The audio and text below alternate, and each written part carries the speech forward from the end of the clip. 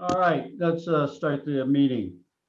Good evening. Today is January 13th, 2021. This is the Norfolk Conservation Commission. Please be aware that this is video and audio recorded in accordance with the governor's laws. We're meeting by Zoom.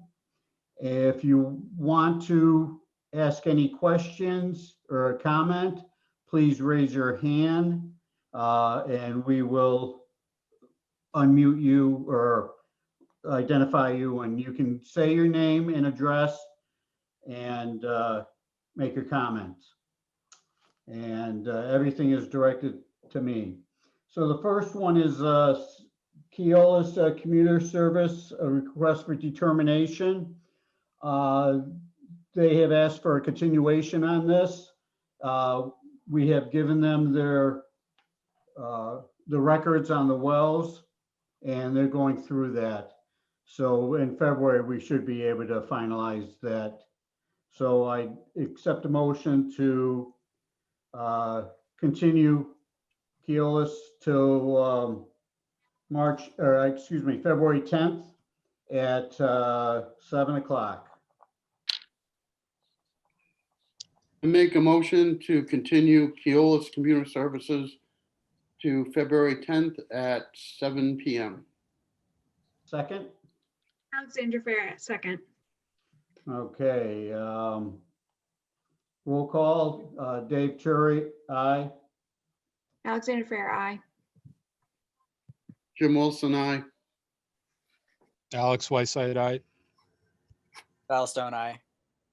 Al Finney, aye. Fred? We can't hear Oh, you. can you unmute yourself?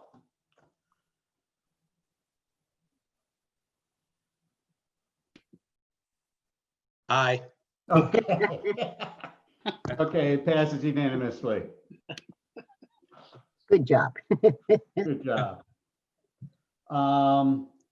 We have a few minutes before we go to 10 Valentine.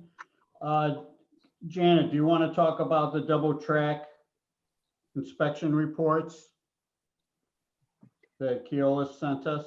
Not really, but they do that every month, and I appreciate them. They have someone that goes out there once a week, checking different areas. They have sheets that they fill out, and I also appreciate the color photographs so you can see what's going on. They had, a couple of minor erosion problems or whatever, and so you get to see the problem and then what they've done to try to alleviate that situation. So, and they also kind of give us a couple of photos from Franklin too, so you can see what's going on over there. So it seems to be going along well. Okay. And those just go to file in the office. So we have any of those in case anyone ever wants to look at those. All right. Was there any other correspondence that came in? Oh, I have to because this is a Janet thing, if I can find it. I did ask MACC about the drought because we were so severe with the drought. And this is, keep in mind now, this was from December 10th. And on December 10th, they had it down to a level 1 mild drought. So we haven't gotten an update since then. That's just something to keep in mind if people do that. It's not flowing, so it's intermittent or whatever, that this kicks in the, the drought status. So hopefully before, if and when that comes up, we'll have an update. And I think we've had a lot of rain, so hopefully we're just about back to regular. But I think that's the end of my exciting stuff. Okay. And to let the commissioners know, Rich has had interviews with candidates for the replacement for Amy, and discussions are going on to get a candidate in place. Correct, Rich? Yes. Nothing's official yet. No. Okay. Hopefully it will be soon here. Yeah. So there was 5 people that interviewed for it, and all different types of experiences. And Rich and Scott, the human resource person, interviewed them last week. And so hopefully by the next couple of days, we'll have somebody committed and we can start to transition and get some training to that person. And so when Amy leaves, the new person will be able to start up and giddy up. Let's see, any other things? How about, why don't we go over December 9th minutes? Did everybody read them? Any comments, questions, corrections? I believe you fixed them all, Dave, didn't you? I believe so. I didn't see anything else. Janet? When we first got those, I had some changes or comments and sent that off. I don't know if I sent it to everyone or just Amy, but I think those got fixed. I don't think I got a final copy of the minutes. Okay. But yeah, I think they're all, it looked like it was in good shape. And so if I will accept a motion to accept the December 9th minutes. Alexandra Fair, I move to accept the December 9th minutes. Second? Fred LaBerge, I'll second. Okay, all in favor, say aye. Aye. I Aye.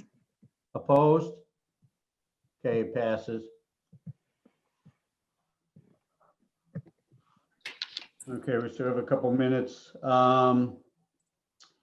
One thing that's not on the agenda, but it's kind of under old business, is the property at the school that conservation owns that recreation would like to use a section of it for their soccer field.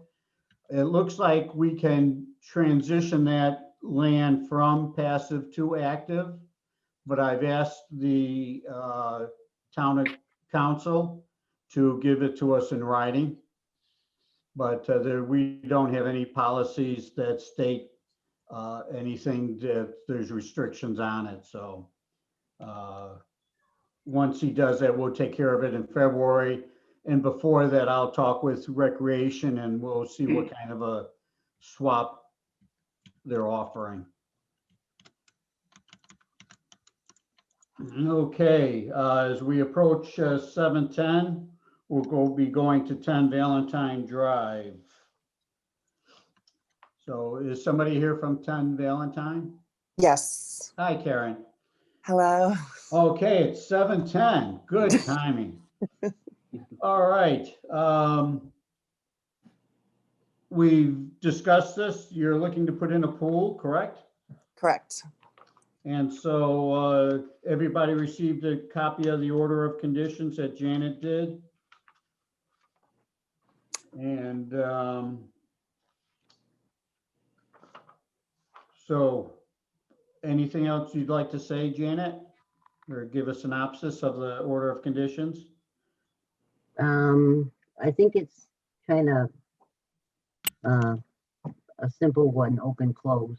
And I did on the notes, because I download the pictures at home, have to put them on the thumbnail, bring them to the office, download them. And I didn't do that last time. That's why the pictures weren't on the December meeting notes. So just so you members can see visually roughly where that pool's gonna go on the side of the house. The area's already cleared and everything. They'll do erosion control. Thank you. They'll be doing erosion control. So I think it's fairly cut and dry there. Okay. Yeah, it looked pretty simple and as we discussed it. Is there anything you'd like to add to it, Karen? Anything you want to add, JP? No. How excited we are to finally make it to this point. Okay. All right, then let's go on and not keep you in suspense. I'll accept a motion to close the hearing for 10 Valentine Drive. I make a Yeah. motion, I make a Second. motion to close the hearing, 10 Valentine Drive, number 240-0637. And that's Jim Wilson. And who's second? Al Finney seconded. All right, any discussions from the commissioners? Any comments from any of the abutters? All right, we'll take a roll call vote. Dave Turi, aye. Alexander Fair, aye. Jim Wilson, aye. Fred LaBerge, aye. Alex Whiteside, aye. Val Stone, I. Al Finney, aye. It passes. Yay! Hey, you get a poll. We did it! We did it! Okay, if the commissioners would sign their forms and get it to town hall. And probably next week, Karen, you can Go. pick up. Don't we need to approve the OOC next? I'm sorry. Thank you. You I clapped too early. was trying to do 2 and 1 and done. Okay, so we've closed the hearing now for the order of conditions. I'll accept a motion. Alex Whiteside, I'll move that we issue an order of conditions for this property. Alexander Fair, second. Okay, any other discussion from the commissioners or from the abutters? Okay, roll call. Dave Turi, aye. Alexander Fair, aye. Jim Wilson, aye. Fred LaBerge, aye. Alex Whiteside, aye. Val Stone, I. Al Finney, aye. Okay, it passes. So Karen, next Yes. week, give a call to the office and you can pick up the signed document. Yay! Thank you all. Good You're luck. welcome. Thank you. Good luck. Thank you for your patience. Thanks all. Have a good night.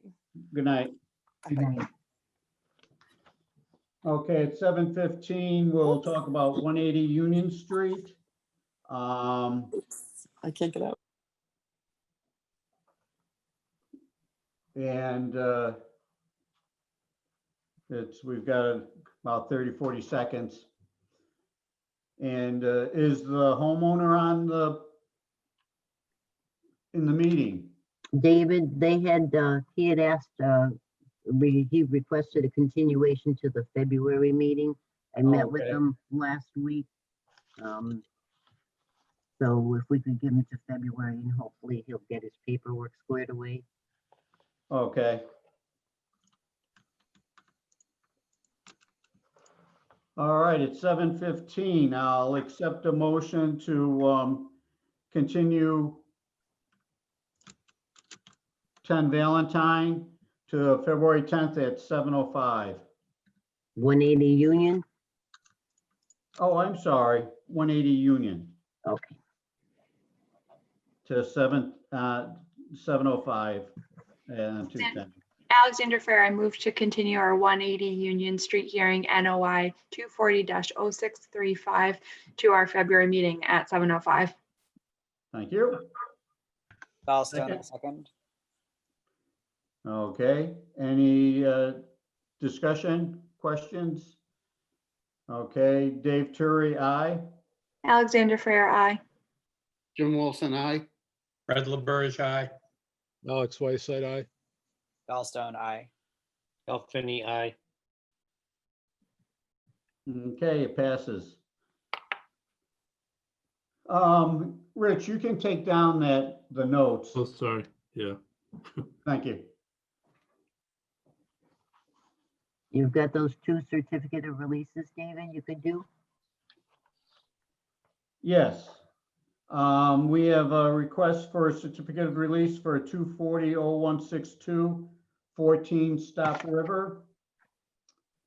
And, I gotta get them out. So I'll entertain a motion do you want to give some, well, let's have a motion to release them?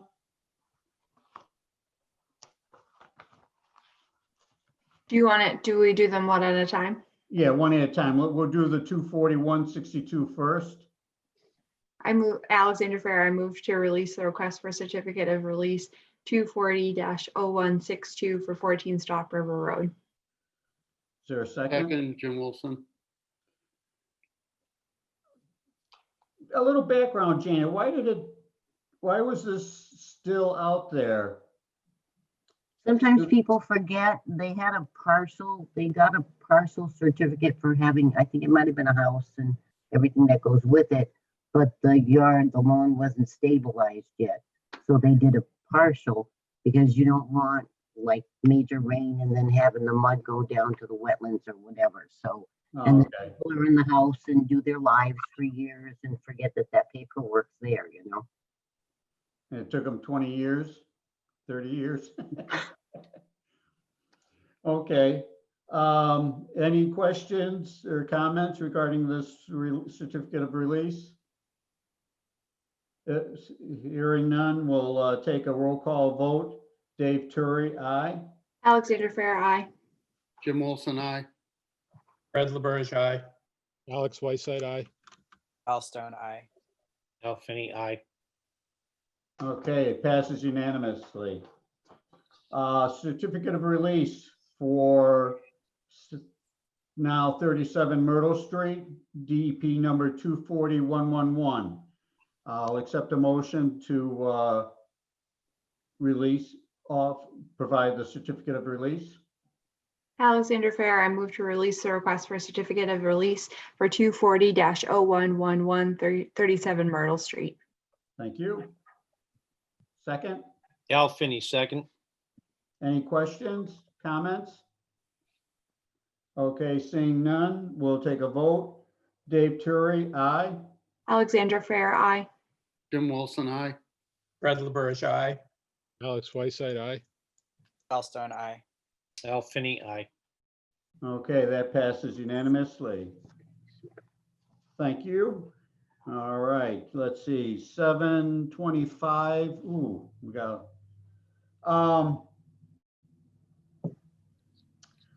we can take care of the executive minutes now.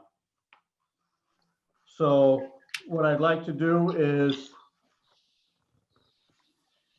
where are they? Okay, the first one is May 8th, 2019. I'll entertain hopefully everybody's read them. These were approved. So what I would like is a motion to remove them from executive session. I don't know, what's the terminology? We want to release the closed minutes from the executive session. Yeah, to the public, yeah.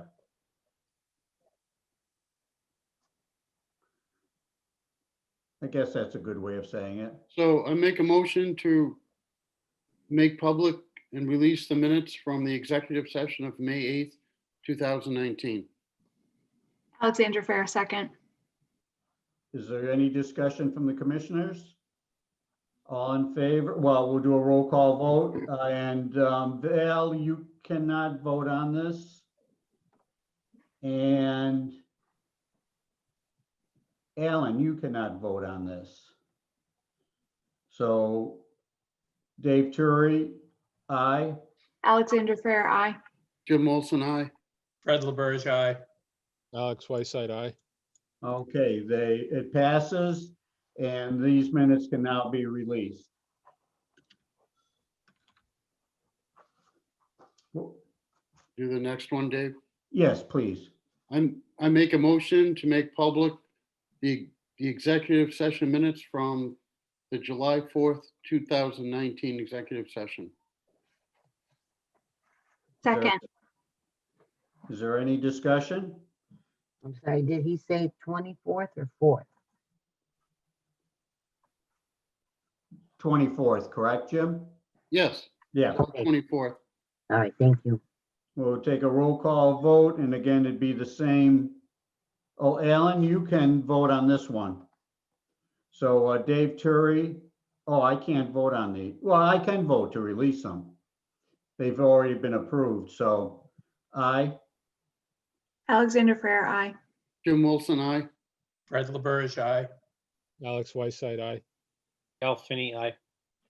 Okay, these can be released.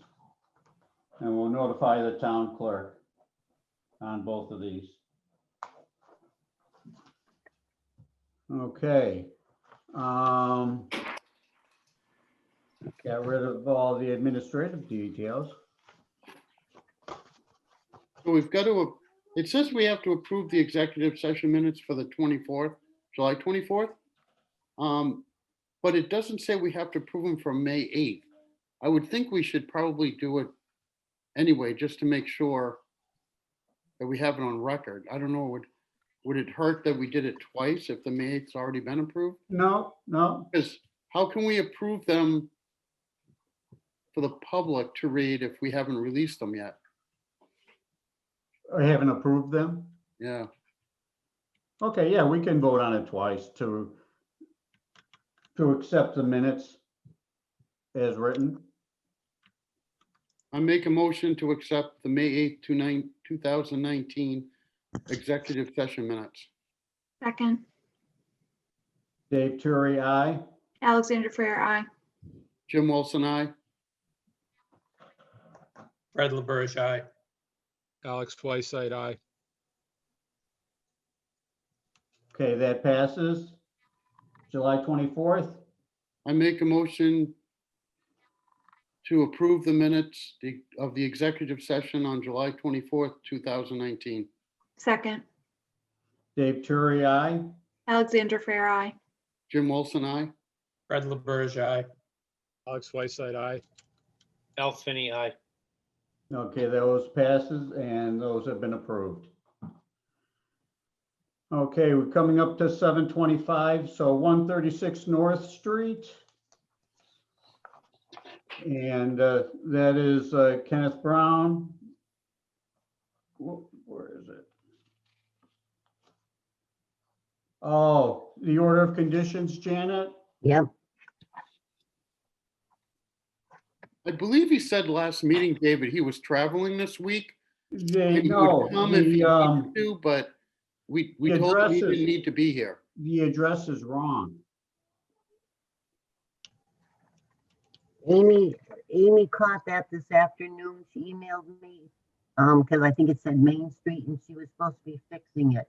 So maybe there's a copy at the office or on the computer or something. Okay, so they have been corrected? She was saying she was fixing it, yes. Okay.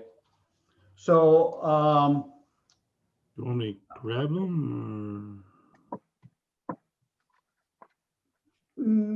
no, it's just the address that needed to be changed. Everything else was correct on it, I believe. Correct, Janet? Yes. Okay. And Is there any it's other a- discussion before we close the hearing on 136 North Street? Okay, I think we've talked it through about displacement of the barn and erosion controls, et cetera. So I'll accept a motion to close 136 North Street.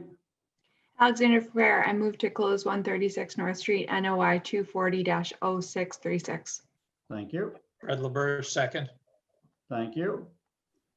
Dave Turi, aye. Alexander Frere, aye. Jim Wilson, I. Fred LaBerge, aye. Alex Whiteside, aye. Val Stone, aye. Al Finney, aye. Okay, the hearing's closed. We can, the order of conditions have been written up, so we can release those. So I'll accept a motion to provide the order of conditions for 136 North Street. Al Finney, I'll make a motion. So read. Oh, no, I'll make a motion to release the OOC prepared for 136 North Street, number 240-0636.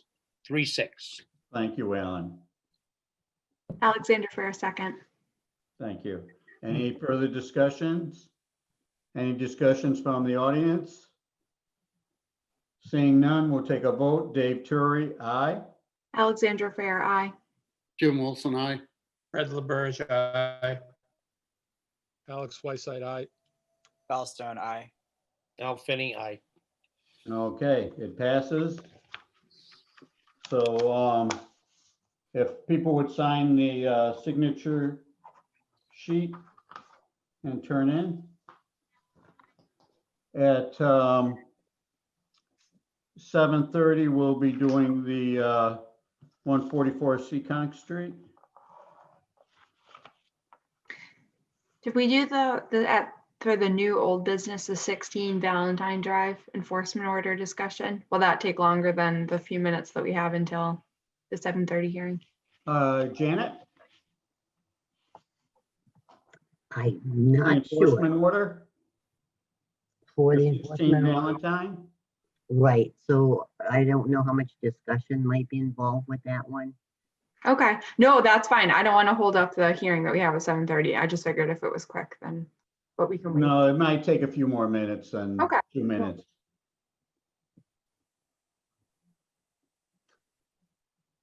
Well, Janet, we're going to continue that, aren't we? Well, with the emails that came in with other people that were going to be present for tonight, I didn't know Okay. if there would be other discussion. Okay.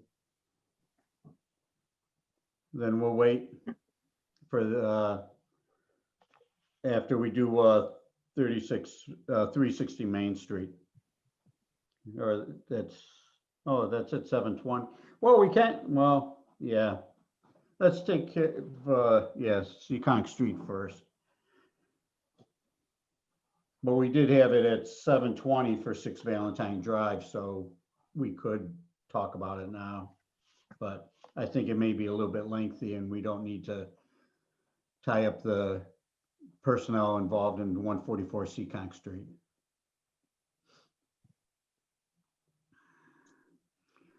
And I see, well, where'd he go?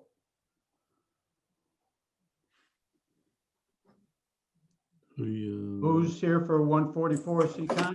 Chris? Yeah, good evening, Mr. Chairman. Chris Agostino for Lakeland Hills. I'm here with the project engineer, Jim Pavlik, and we also have Owen Kelly from Stonebridge Homes on the line as well. Oh, okay. Hi, guys. We have 1 more minute before we can really talk about it. I just wanted to make sure everybody was in place. And we'll go through that. And we did get the DEP number. So we're good to go there.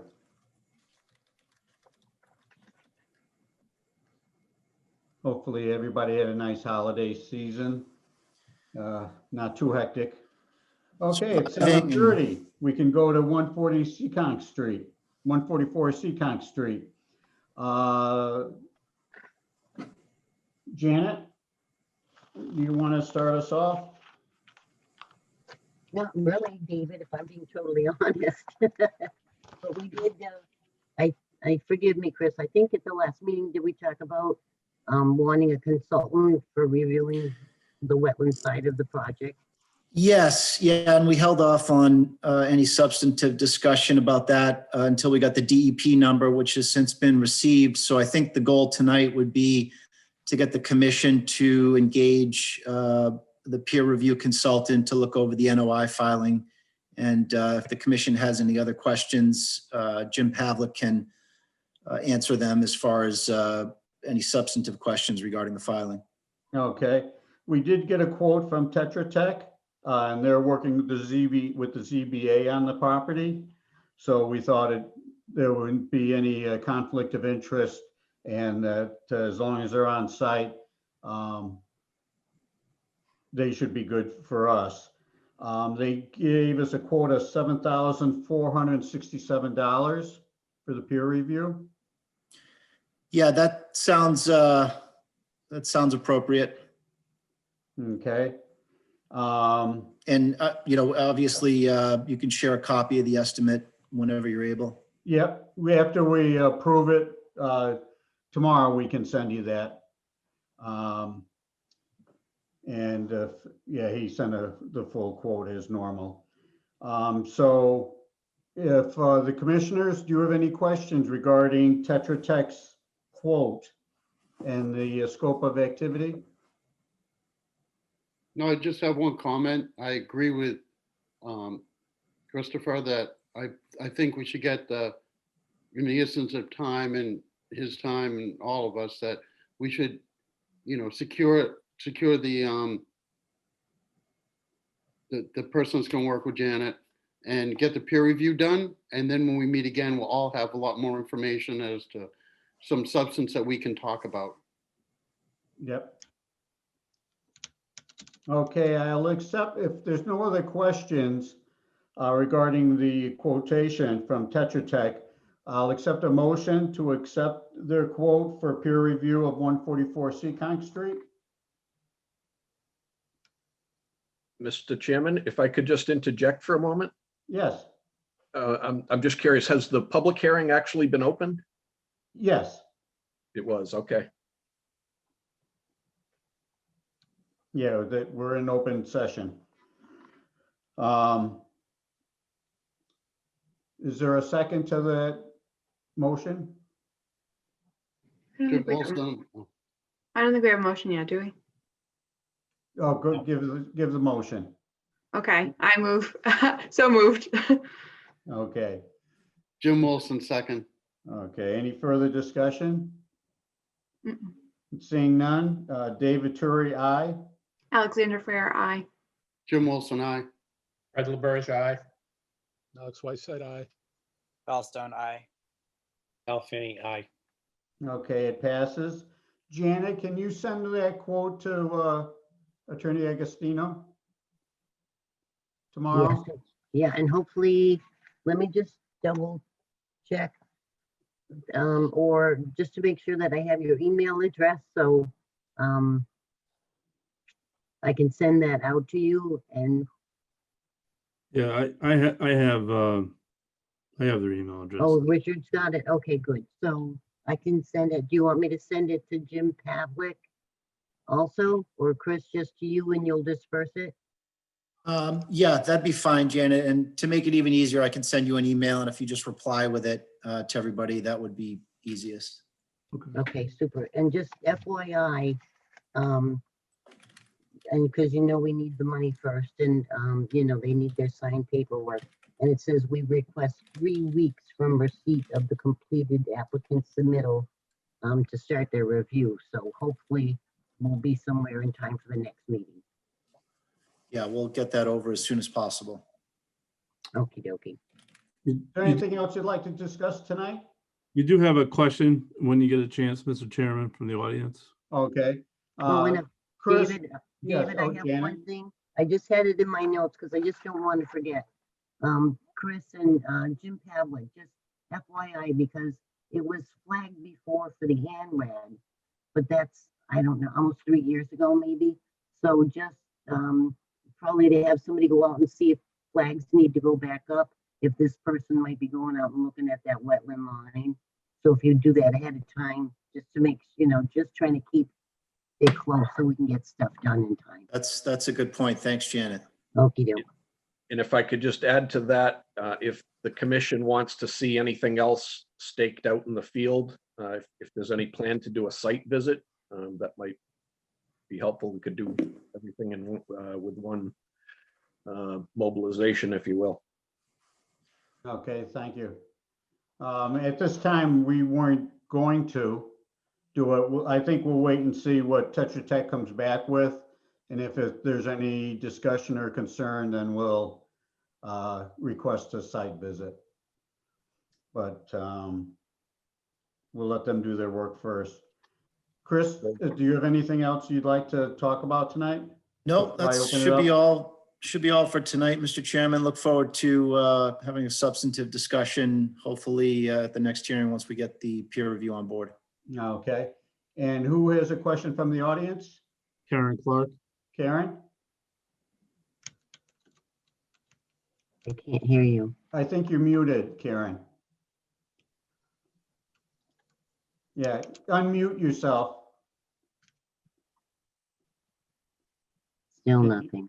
Can you unmute her, Rich? Let me see.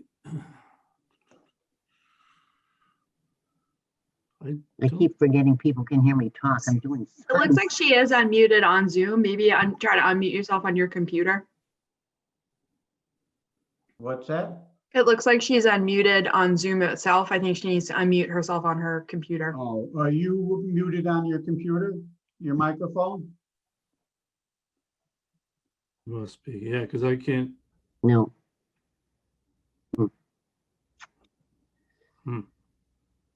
Uh, Yeah, good point. yeah, I don't have any. All right. Could she type in the chat? Yeah, if you want to type. So there is. Can you see the chat, David, or you maybe not? Yeah. Okay, what is this is Sam Benton. Yeah. What has been decided done regarding the violations by the developer from the previous wetlands assessment?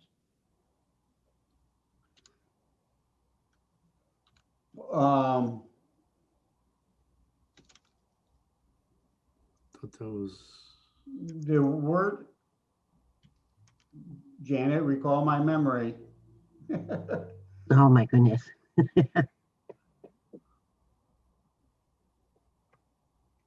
I'm sorry. It's not. Okay, then we got another one.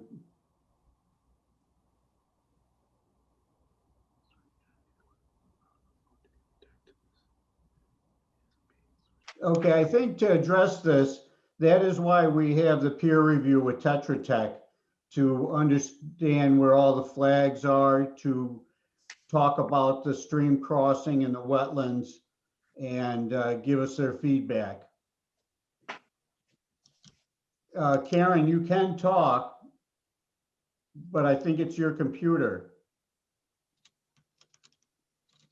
Yeah, I don't have.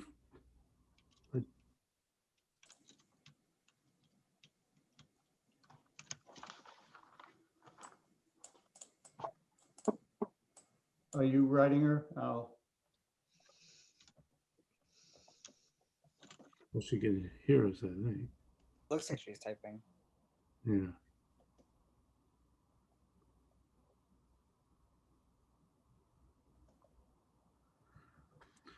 So David, are you, so can you were seeing the questions in the chat or the? yes. Yeah, okay. And so All right. I just want to to be sure. answer the first couple, it's, yeah, with the peer review. And yes, we can, Silvana? Yes. You can talk? You can Oh, ask the okay. question? So can I talk now or can Yes. I? Okay. Yeah. So I have, given the request to the conservation board at this point and the fact that the permit was issued and I was present to a multitude of the ZBA meetings where, the number of homes was established. Mr. O'Hart was very adamant that the wetlands would be protected. Very shocked and quite disturbed at this point that the wetlands now are going to, there's a request to change things, to add homes and to potentially destroy more of the wetlands. And I question this. Okay, Rich, Sure. has more homes been added on since the No, plan that we were given? no, it's the same number of homes that was approved by the zoning board of appeals. I think a couple of things I would say is one that when the plans that were approved through the ZBA process are not fully engineered plans, and the details of those plans are what you're now, one is before the zoning board, which their engineer is reviewing.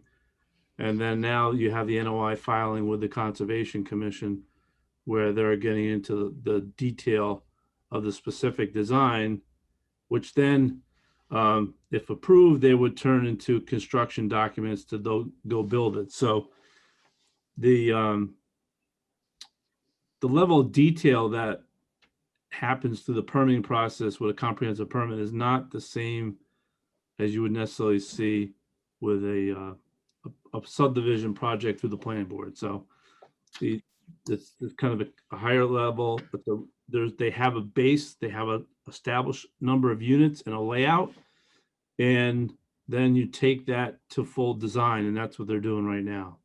So that level of detail that maybe you're talking about specifically, you might have not seen it on the ZBA plans, but it's still, the roadway configuration is what was through the permitting process through the ZBA. So there's no, I guess I would say that the detail is now coming forward. Maybe it wasn't as apparent at the ZBA level. Okay, so I guess there was some lack of clarity because, as abutters, we're not privy as engineers and planners. We don't know the lingo. We don't know the amount of detail that is being presented to us as being the Bible or not. So given that the preliminary plan with the 44 homes and the commentary from the developer saying that the wetlands would be protected, everything in his power would be in place to protect the wetlands that are there. So what I'm hearing, and forgive me if I misconstrue or, perhaps come off as irritated, but I think it is critical for people in the audience, such as myself, that I am not in construction. I am not a planner. I don't do the stuff, that it is clear when plans are done that, that it means that there's going to be more plans coming down the pike and there's going to be adjustments. Because, I live at 134 Seekonk Street. This project is right behind my house. So I feel that the angst and agitation of the hindrance and the damage that occurred to the wetlands way back when, once the plan was approved, in many ways, it was like you felt relieved that, okay, it's done. We're not going to go down this path anymore. It's been established. The wetlands are going to be protected. And I can tell you, the wetlands are very important to me. And I think, given the conservation committee that we're sitting in right now, I think it's equally as important to this group. And given that I feel like we're back to square one, it's problematic to me as an abutter and as a resident of this town.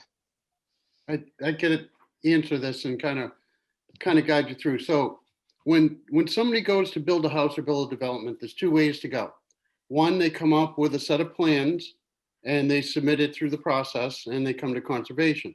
What others have done is they've come to conservation with their land and said, let's flag everything. You tell us what areas we can actually build in. The way this project is going is a 40B is coming from ZBA. They've approved the actual, the planning purpose and stuff. What's coming to us now is our conservation's job is to look at the project where the estimated buildings are going to be versus where, and the wetlands are. The wetlands have been designated based on the state statute because this is indeed a 40B. So right now what's happened is we just got a DEP with notes that Chris has and we have. And then we just agreed to get a consultant, which is a peer review. And what a peer review is, someone that Chris and Lakeland pays for, they go out on the behalf of the Conservation Commission and they look at the wetlands and they look at where the buildings are. They look at drainage. They look at, the forested areas going to pavement and going to grass with an increase in the amount of of drainage. And they take that all into concern and they come to us. Can you say hi to everyone? Oh, You want popcorn? Daddy will make it in a minute, but I'm in a meeting. So they take all of that together. And then, so what's important is we're not kind of pushing this aside. What we're doing is we're waiting to get the peer review back. And the person from the peer review will look at the, the final, will help aid in the team making their final drainage designations, which may remove a home because they have to have larger catch basins. And all this goes into play, but until we get the peer review down and back, and then the two sides, the peer review team and Lakeland, look at both sides of the report, and then we'll have more information to make an actual decision. But it's not fair right now for the person presenting right now for us to make any type of decisions based on what happened with O'Hart when he came in front of us, because this is indeed a much scaled down version. Now, whether that means that it's in any better spot for wetlands, we'll determine in a little bit. But right now, that we can't answer because we haven't got it back. So once we get the peer review back, then we'll be able to make some more decisions, and you'll see that the next meeting, once the peer review from Tetra Tech makes their presentation, you'll have a lot of the questions that everybody is looking for, because they're, honestly, we can't approve any type of a project until we have the peer review. The flags will still need to be set in some spots, wetland flags. We have to agree on those. We have timelines for when we can actually wetlands based on state and local statutes. So there's a whole lot that still is in front. And I don't want anybody to think that anyone on either side is trying to shortchange this. As you can tell, the executive meetings we just approved last year at almost this time were from this Indeed project. So, but again, and I think we stated with Chris that we don't make any decisions based on what's happened in the past. We can only do it what's going to be put in front of us from the peer review that's coming forward in the next month or two, as when that we get all that information. And I know it's very difficult because, I've even said it before in a meeting that Chris has a right to build there as much as any of the butters want to say no. But our position is we can only look at the wetlands and the effect of the wetlands and the water areas based on construction. So whether the project is big, large, small, where it's going, roadway design and all that stuff, that's planning and ZBA. Ours is just solely the effect of the project on the conservation wetlands. So, and furthermore, our job is a little more complicated in this because of the 40B that's mandated by the state. We go by state wetlands, not local wetlands. So they're different. So I hope that answers a lot of everyone's questions. And I know it's very difficult because you go to one like the ZBA, and the ZBA, you're not getting much of this conservation, and you're worried about the wetlands, but it's not brought up that much at planning or ZBA because it's not really what they're looking at. That's why it comes to us, because they're within the buffer areas. And the report from Tetra Tech, the peer review, will become a public document after both sides review it and talk about it and make changes or updates it before we settle in on what wetland restraints or no restraints conditions are going to take place on that property. So be patient for another probably 2 months, because as Janet said, once we get the check and sign on Tetra Tech, they take 3 weeks before they get started. So it'll be the end of February before they get started, which is kind of good because it's the March, April, May timeframe when water flows again and they can see wetlands.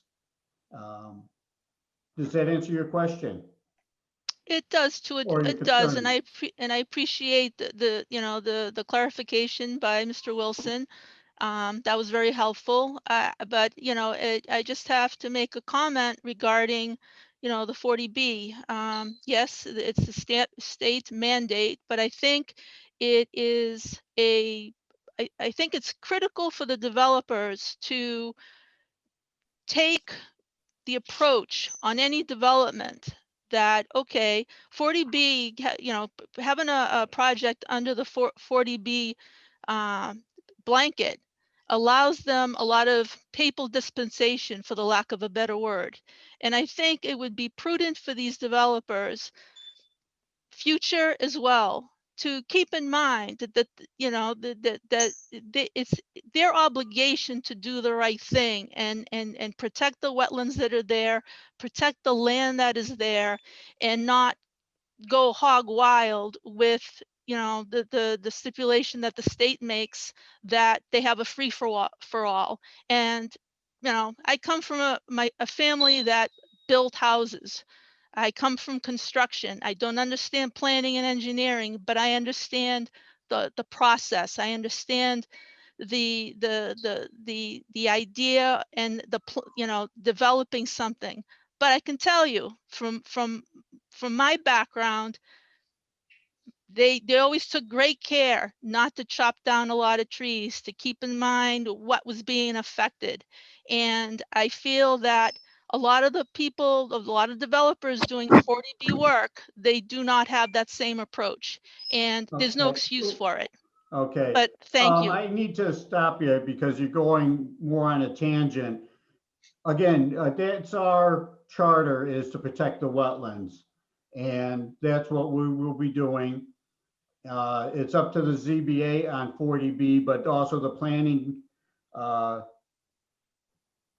committee to look at other developments. And this, you know, when knocking down all the trees and all, the town bylaws allow some of that to go on. So it's up to the developer and what they want to do. And it's a shame, but that's not our concern. Our concern is the wetlands. We'll protect the Norfolk wetlands as best we can.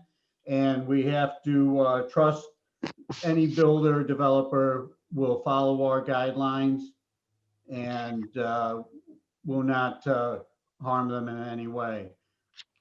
Karen, do you have a question or comment? Can you hear me, Mr. Chairman? I can hear you now. Wonderful, thank you.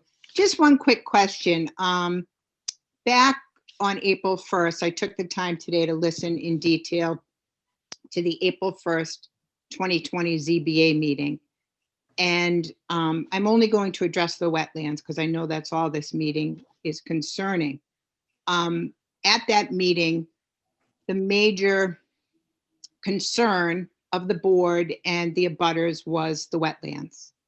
And Mr. Augustino, or Attorney Augustino, presented a plan with 44 units versus the 84 units that had been previously planned.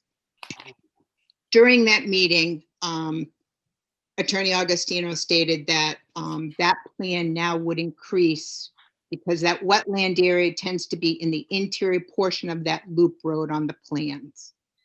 And he stated that now in the original 84 plan, there was only 3.3 acres that would be preserved in that open loop space of wetlands. But with this new plan of the 44 units, there would be 6.6 acres of undisturbed, protected area. And as a matter of fact, I can pretty much quote Attorney Augustino. He stated the entire interior layout of the development will be preserved and will remain untouched. So my question to the board tonight, after viewing the most recent plans, which are different from the original set of plans, the 44 unit, it appears to me that that protected wetland area inside the loop road is now diminished in size. Okay, And I guess the other concern I have is when the ZBA signed the comprehensive permit with Attorney Augustino and the developer, or the owner at the time, Mr. O'Hart, there was no mention that there would be any infringement on the wetlands within the comprehensive permit. And my understanding of the need for the comprehensive permit is not only to lay out the plans of the development, but also there is a mass law that states any changes made to that comprehensive permit must be minor, not major significance to the overall project. And my opinion is any kind of reduction in the area that protects those wetlands that were promised by Attorney Augustino and mentioned in the comprehensive permit is unacceptable. And I don't know if these new plans that the developer has presented are going to result in a decrease in the amount of this protected property. okay. What I think, again, we've got to have our peer review take place. and Right. They can look at the flags, they can identify the areas, and we can discuss with Lakeland Hills any concerns we might have, and according to the plan that is submitted now. So I don't want to give any kind of an opinion or statement regarding that at this point until we get the Tetra Tech information. I think- That's their business to understand it, to, look at the wetlands and identify. Janet will be involved with that also. So, Attorney Agostino, do you have any Chairman. comments? Yeah, Mr. Chairman, might just offer a comment before Mr. Agostino says, okay? Yeah, Rich. I think one of the things that we could speak to Sean Reardon, because he's doing, his company, Tetra Tech, is doing the peer review for both, right? So they're doing the ZBA review as well as they're going to be engaged to do the work for the Conservation Commission under your jurisdiction. That when he appears before the commission at the next time he presents the report, I think I will speak to him to be able to just provide an overview for the public at the start of the process, just to kind of set the nuances and what the differences may or may not be, which rises to a major versus minor. Whereas he's working on behalf of both the commission and the ZBA. And he's the professional engineer who is engaged in this type of work, that he can explain it to the public and ask questions. And then I suspect you might not agree or you might agree, but the determination as well is both entities that are going to rely on them and to use some judgment whether they have deviated or not. So there, to the degree of deviation, to you and I understand as an abutter, you might have, this is what you would view as a significant deviation. Those deviations, they're going to see what they are and then present them. And then the next step would be, have they risen to a level that is much more than just minor in a professional's advisory role to the commission and the board. Are you going to bring that up at the ZBA meeting?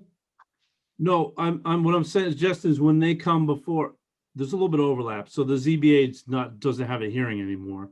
You'll be going forward with a hearing. So through your process, you can get at least a little bit of a kind of the balance, I guess, if you will, between the two processes.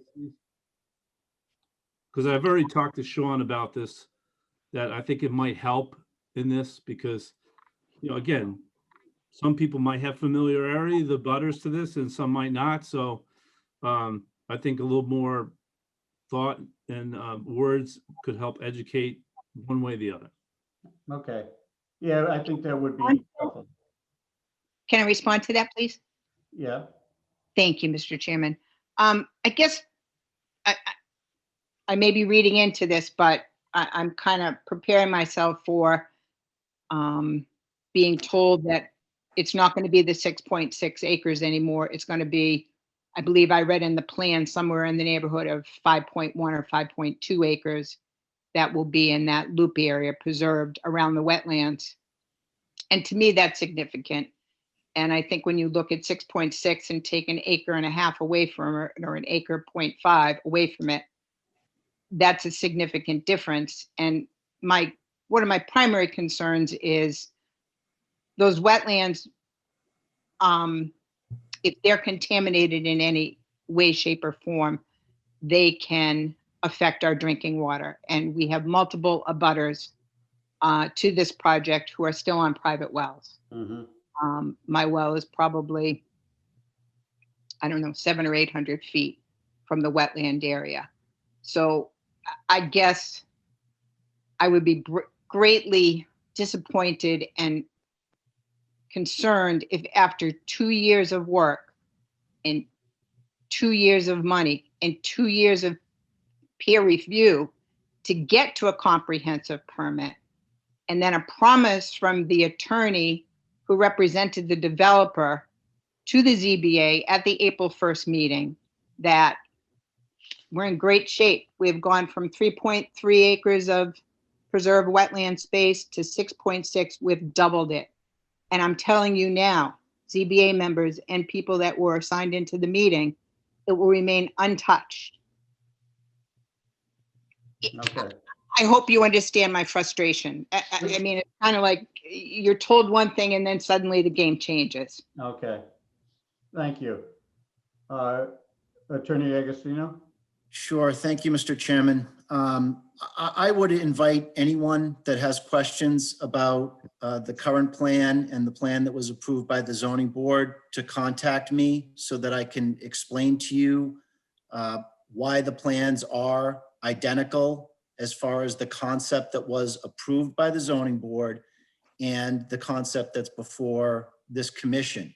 I think Mr. Wilson and Mr. McCarthy both explained the process that the plan that this commission is going to review is more detailed than the concept plan, but the presentation plan that was submitted to the zoning board and approved called for the preservation of the interior space to the maximum extent practicable. And the permit spells that out, and it allowed expressly for grading and drainage structures to be installed. And ultimately, there will be another hearing before the zoning board when this commission is done with their hearing, where the zoning board determines whether the final plan is consistent with what they approved previously. And up on my screen in front of me is the concept plan and the more detailed engineered drawing, and they are nearly identical. So I'm concerned that there may be some misconception that somehow the plan has dramatically changed.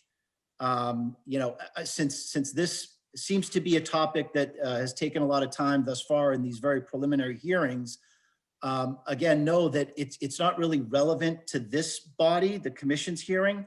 That concern can be addressed during the zoning board's hearing when they review the final plan to see whether or not it's consistent. But if it's something that we want to just quickly point out, I'm happy to share my screen so that everybody can see side by side what we're really looking at. If the chairman would like to just have a quick airing of this question, because this is the second time it was raised, and we can air this once. And then anybody else that wants to, contact me or the development team offline can do so. But then ultimately that question should be deferred to the next zoning board hearing. But as Mr. Wilson pointed out, this hearing is about the plan that's before this commission and whether or not it complies with the State Wetlands Protection Act. So if you'd like me to do a quick screen share so that you can see what we're looking at, I'm happy to do that. Can you share the screen? Yeah, I did. I just gave him control.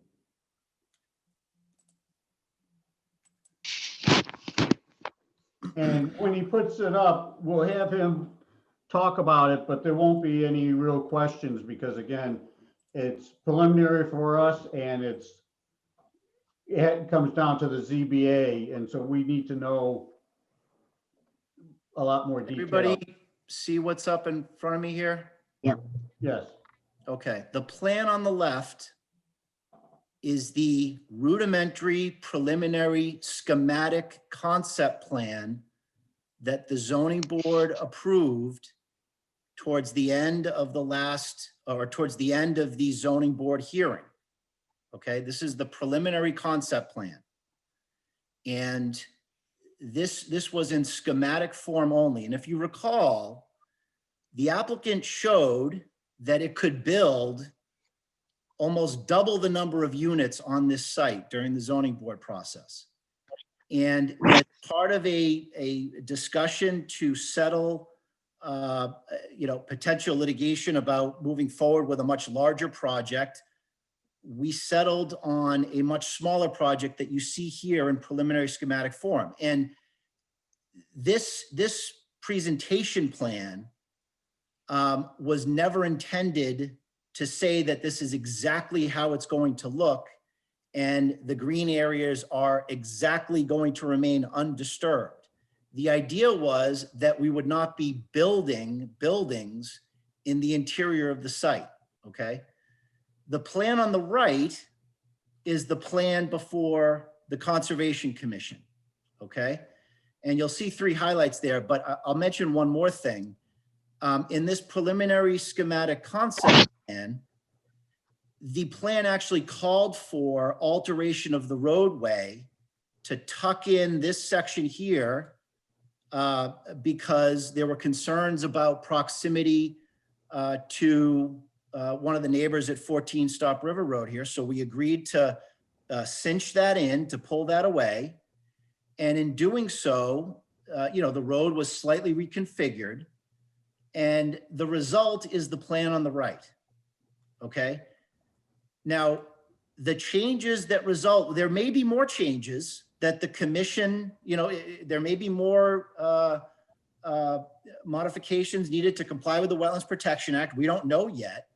But at the end of this process, we will go back to the zoning board. I think preliminarily, I can point out that the yellow highlighted areas here are changes from the preliminary concept plan that was approved. Note that we are proposing some stormwater management facility here, so a wetland basin.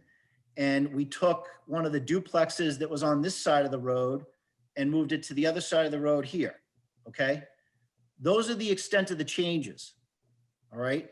From this plan to the other one. The entrance configuration is exactly how it was required to be during the Concom process. The wetlands lines, the wetland line is not changed. The location of the crossing is proposed is the same. So the standard when we go back before the zoning board will be consistency. And I would argue that, and again, and Mr. McCarthy made the point that, and I think Mr. Wilson also made the point that this plan was not engineered, okay? This plan is fully engineered. So there's a lot more detail on this plan that you don't see on this plan, and that's to be expected. So I'm happy to walk through how that works as part of the process when you get a more detailed plan. But this entire interior area can be planted, can be landscaped. The point is, it's not going to be impervious area. It's going to be, drainage structures, but the permit allowed for grading. I think what we're showing here is a lot of undisturbed area that you can see limit of work. But clearly to build the road here, we needed to grade around the road. So I get concerned when I hear comments that can be construed as somebody wasn't doing something above board or there was someone hiding the ball. Looking at these plans side by side, these are consistent. But again, that's not for discussion in front of this board. We're happy to, that will be a question before the zoning board when we go back with final plans for the zoning board's final approval. But I think, again, the hearing before this board, so whenever, I think, Mr. Chairman, this might be useful for the process going forward, whenever a comment comes up that, hey, wait a second, that's not consistent with what the zoning board approved, That's not for this discussion. This discussion is whether the plan on the right complies with the Wetlands Protection Act. Correct. And that's the charge for this board. So, if there's a comment that, well, wait a second, that moved or this moved, or, you said this house was going to be here and it's going to be there. That's non-jurisdictional as far as this conversation. You have, anyone that wants to comment on that still has the right to comment on that before the zoning board, but this is this hearing is a review of this plan on the right under the Wetlands Protection Act. And that's what we're here for. And furthermore, Chris, with the plan, if we determine, for example, that in one area you were 250 feet away, so you could build a little bit closer. On the same hand, if we said you're within 5 feet on one of your structures, we would tell you where the wetland flags are, but it's not our jurisdiction to what you put there. So if you had to take out houses, where you put them, other than around, we're just giving you the limits. So we give the limits of what is expected on the drawings. Our jurisdiction is not the design and all of that. Then that goes back to ZBA, as Chris was saying, and then it's redesigned. So we still have to look at comments from the DEP when they gave us the DEP number. And then we have to look at the comments from the peer review, which will also look at the DEP and what they found out on the property to make sure what the DEP is saying is actually consistent with what's on the ground. And that's why we have the peer review. So, that's why a lot of times someone will come to us and say, hey, can you mark out my property? Because, we've had people come in and actually say, can you look at my property? We can't, because you don't have it. We can't approve a structure that we haven't approved the wetlands for. So right now, we can't approve anything that Chris is putting forward to us because we haven't approved the wetlands, because we don't have all the flags out and we don't have the peer review. So that's why a lot of it looks like, what are we doing here? But we're just waiting so that we get the full story from the peer review to go forward with then what Chris can do with the property here. That's the process. Thank you, Chris, for that explanation. And yeah, if anybody does have any questions regarding the development, please contact Lakeland Hills and Attorney Agostino, and they can explain things. And then once we get our peer review, and we'll discuss the wetlands and our findings. Mr. Chairman, can I make one more statement, please? Final statement, Karen. Sure. Just one of the conditions of the ZBA's comprehensive permit was that the final comprehensive site plans will ensure such plans are consistent with the 44 unit plan dated 3/31/2020 and presented to the ZBA. That's the plan with the green in the center that Mr. Yes. Attorney Augustino just brought up, and presented to the ZBA on April 1st. And again, on April 1st, Attorney Augustino's words to those in attendance and the ZBA members was that interior area in the loop road will be 6.6 acres and it will be untouched. Okay. All right, that's the end. I mean, that's not of our discussion. If they had to modify it because of the road change in the units, again, that's a ZBA. And we're looking at the plans that they've given us now. And we'll protect the wetlands with all our forests. I'm sorry, Mr. Chairman, isn't that a wetland issue, the area within that loop road, because it is protecting the wetlands? I'm not sure if it is all wetlands in there. So until I get the peer review back, look at the drawings in more detail instead of on the computer, we're not in a position to answer you on that one. Well, I guess I'd encourage board and the people watching this meeting to watch that April 1st, 2020 ZBA meeting, and Okay, you'll hear for yourself what was promised okay, to the abutters. thank you. Thank you, All Mr. right, Chairman. is there anybody else in the audience that has a comment or question? Okay, seeing none, we'll continue this hearing until February 10th at 7:10. Ally Fair, I move to continue the hearing for 144 Seccong Street to our February meeting at 7:10. Is there a second? Alex Whiteside, Fred second. LaBerge, I'll second. Okay, Dave Turi, aye. Alexander Fair, aye. Jim Wilson, aye. Fred LaBerge, aye. Alex Whiteside, aye. Al Stone, aye. Al Finney, aye. Okay, it passes. We'll see you at 7:10 next month, Attorney Agostino. And I Mr. thank all Chairman. the people that are listening in and watching this. Because it is a big project and everybody in town wants to ensure that it's done properly as the developer wants it to be done according to Norfolk regulations. Okay, then, we'll move on from there. Thank you. That it's closed. Thank you. Not closed, but end of discussion. We'll go on to a 360 Main Street.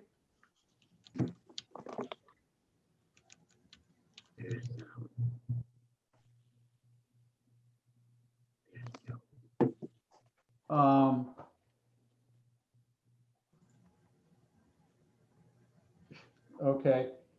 I was just making sure there wasn't a typo on there. So this is a modification. We're opening the hearing for Camden Chemical on NOI 0627. So the modification is they're changing how much fill they're removing from the property. Is there, Janet, do you want to say anything? Joe Meisner's here. I don't know if he wants to say anything. Who? Oh, Joe Meisner, his mic is, Yep, no, I'm here. I'm not sure how much of that needs to be added. I think we covered it in the last meeting. And then this is kind of more of the formality of approving the change in the plan. okay. And that's, it went Your through, butters have been notified? it went through planning board, so, and then, Beta was okay with that. And that's that there's no increase in impacts to resource areas. And then less fill, if I understand it correctly, leaving the site. So this was just a technicality, Yeah. for changing the paperwork. But didn't we require Camger to notify the abutters? Yes, and we did. Okay. All And right. the ad went in the paper. Okay. It'll still, just to remind you though, it'll still has the same expiration date as the original order conditions. This just puts in the changes with the new plan being mentioned in the paperwork, Yeah. basically. Okay. Okay. Does anybody else have any questions or comments from the board first, or anybody from Camger? Or any of the abutters have any questions? Okay, seeing none, I'll accept a motion to close the hearing for 360 Main Street, request for amendment to NOI 627. Ally Fair, I move to close the hearing for 360 Main Street, request for amendment to NOI 627. I second Jim Wilson. Okay, any further discussion? Okay, for closing the hearing, Dave Turi, aye. Ally Fair, aye. Jim Wilson, aye. Fred LaBerge, aye. Alex Whiteside, aye. Al Stone, aye. Al Finney, aye. Okay, that passes. So I'll accept an order to release the amended order of conditions for 360 Main Street, 240-0627.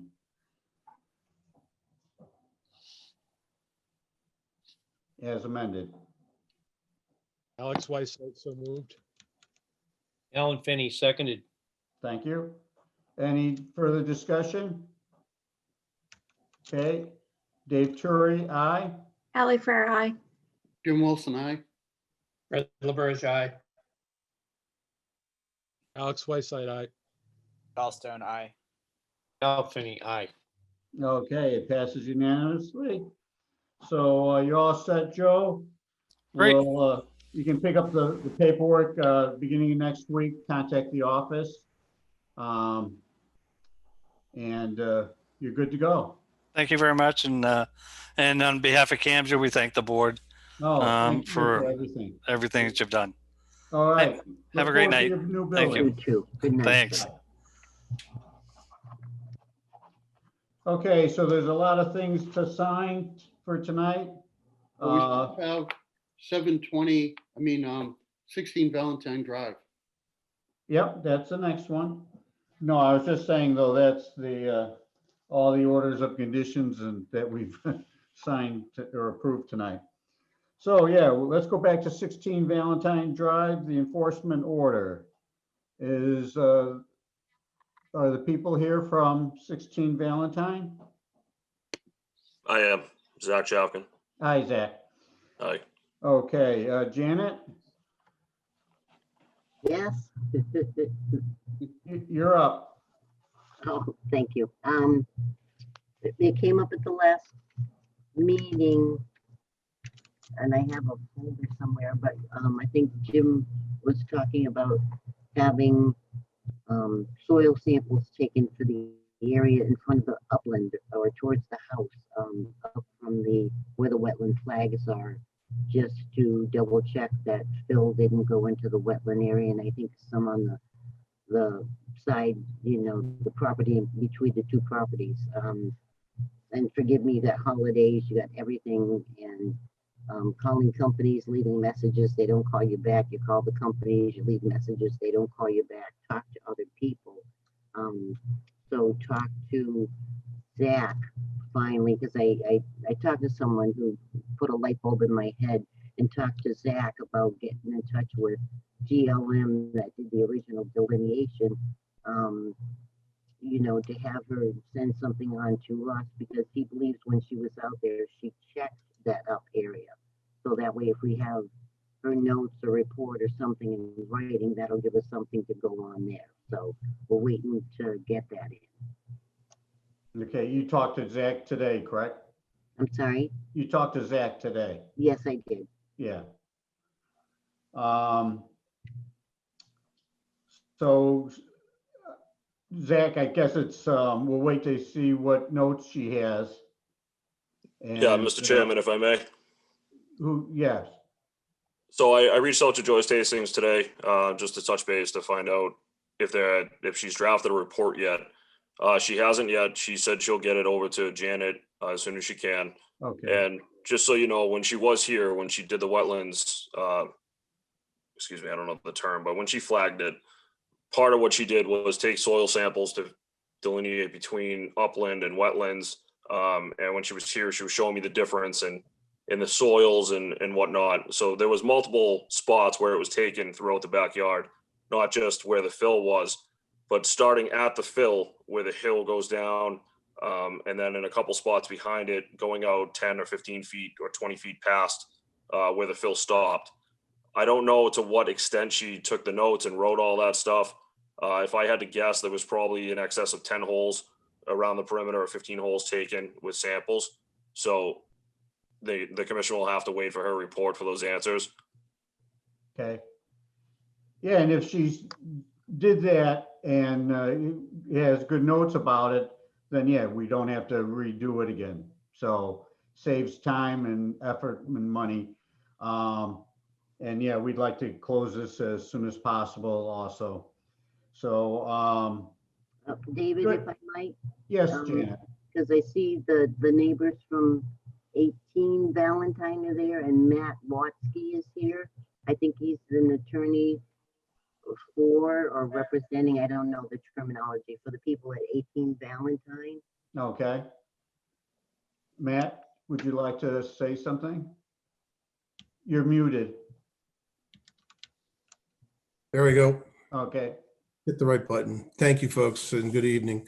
Well, we certainly will be very interested in seeing what Joyce Hastings' report documents regarding the conditions out there. We've had some preliminary work done ourselves, and we're very concerned about the impact that the work done by the next door neighbor has had in the area to wetlands, to floodplain, to the detention basin that's part of the subdivision, and directly to the Gilbodi's property. So by our preliminary calculation, and we've had an engineer who was involved in the original permitting when 18 Valentine Drive was permitted, go out and check it out. And by an initial calculation, there are 365 cubic yards of fill material that were dumped on the Gilbodi's property. Some or all of which are within what had been regulated back in 2001, I think it is, when that property was originally permitted by this board. All of that is within an area that was designated wetlands back then. And I don't know how many, if any, of the commissioners were involved that long ago. I had the pleasure of being the attorney representing the owners of the property back then. It was Mark and Joanne Pollard, who had to work very, very hard to get the approval to build that house, with the Conservation Commission regulating the work that they did on their property remarkably intensively, even fighting against the idea of having, I think it was 150 square feet of work in the 25-foot no touch zone, solely to put in a well with no fill within wetlands, nothing touching the wetlands, no fill within floodplain. And for the commission to be looking at what's going on in the property next door and the way that it's affected the Gilbodi's property, and not to be looking at either requiring all of the material to be removed, or to require a detailed engineering plan, a detailed wetlands analysis, a detailed surveyed plan, a real analysis of what the impact has been on all of the wetland resources, including loss of flood storage within the detention basin, is frankly shocking to me that this commission, after the intensive way that it regulated the work on 18 Valentine Drive, would apparently be looking to look the other way. The extraordinary amount of work that happened on 16 Valentine Drive without any permits. So we'll be looking at it very, very carefully, and we look forward to getting Joyce Hastings' report. And we may take other measures ourselves to make sure that this work is officially made subject to regulatory review, so that if we have to, we can take it to DEP if the commission does the right thing. I think you're prejudging us because we haven't made any decisions or action steps other than let's do some preliminary testing of the soil, see what Ms. Hastings found. And from that information, then we can continue down a couple different paths.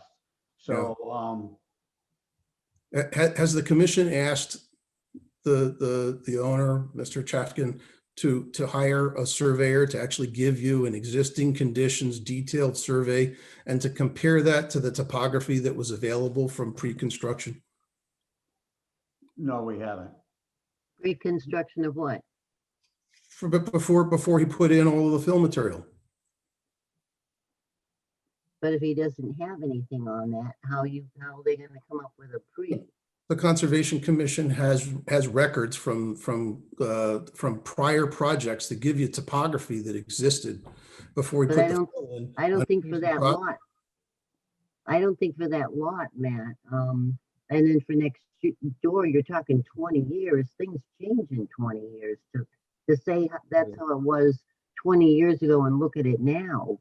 Yeah, I'll look in the mirror and say you put the burden on the property owner who did the work without a permit to go develop the information and do the best you can, and you look at all the different historic sources, and if you need to, you drill holes through the 10 feet or 7 feet deep of material, and you figure out where the edge of the wetlands are, and you figure out where the detention basin was.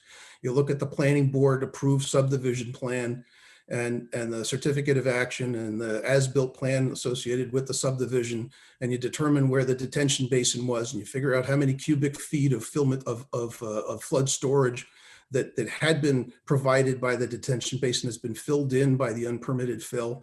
There are lots of places to look for data, and you don't just look the other way when somebody goes and brings in thousands of cubic feet of fill material without a permit. You can do things about it. Yep, no, understand, and we're not looking the other way. I think we'll have more information. We can pull some files from when 16 and 18 were built, and maybe do some comparisons, and I'll work with Janet and see what we can come up with, and then we'll be talking with Zach. All right. All right, thank you. All right, Jason, Joanne, any comments? Okay. Zach, anything else? Not for the commission, no. Thank you. Okay. Anybody else have a comment? All right, then we will continue this until next month at 7:20, What's the date for that? the 10th of February. Very good, thank you. Okay. Thank you, everybody, for coming in on regarding this issue. We appreciate Thank you. it. Okay. Any other undue business, Janet? Don't we need to, Make a motion, we need to vote. move the meeting or continue the meeting? Do we? So it's on the docket for next time. Wasn't a hearing though, was it? No, it's not a hearing. Oh, it's not a hearing. Okay. Correct. Good catch. Yeah, it's not a hearing, so we'll. Anything else? I don't think there's any other loose ends. Is there, Janet, Rich? David, I thought there was a note. A note? No, it was on the older agenda about, has anybody been in touch with you about the mountain bikes over at the? No, I crossed that off. Oh, okay, okay. Yeah, I don't know why she had that on. And I think Amy was thinking of getting things done before she left, and she's done a draft for the annual town report for the town, for the Conservation Commission, and I modified it, but it's too early to really share and say, okay, this is what we want to do. We can do that in March or April before the town meeting. It hasn't even been called for. But the Lynn Farm, I did get an email from our biker, and he had the question, is Lynn Farm all in Norfolk? And yes, it is. And I gave him a couple of maps to show him that. So I think they're doing some due diligence on their trails and whatever. So, but we're good at, like we talked last time, that come March or so, we'll be able to march out there and see what's going on. And then one last thing, David. Yes, ma'am. Sorry, I had Ken McKenzie call for, he was hoping to get on tonight's agenda, but you can't call the day before the meeting and get on the agenda. But so for February, about coming in informally to just discuss a couple of the lots that were sold at the town auction, to see if they put things here, how does the commission feel about it? Because, you know, they're kind of close to wetlands or whatever, so. Oh, okay. So that'll be under new old business? Okay. That's what I And told why him. I don't- said, once he gets the plans to send them over so we can look at those ahead of time, so. Yeah. Business for, Are these on Hanover Street by any chance? yes, Thank you. Have you checked it out already, Alan? Well, I live right there and it's pretty much wetlands. I don't know how they're gonna put houses on there and I didn't want to bring it up to the board at this point, but it'll I be see. interesting to see it on paper. It will be, Janet. I see Yep. that you're on it, so that's good. Okay. Seeing no other business, we can close up the meeting. Donna has a question. Oh, Donna, put her on. Hello. Yeah, I tuned in late and I see Rich is here. Didn't know if the Concom's gonna be watching the presentation about the former hospital location. when is that? So January 26th at 7 PM. Yeah, I think as individuals, I would advise it. Get some information. Thank you. Yep. Thanks, Donna.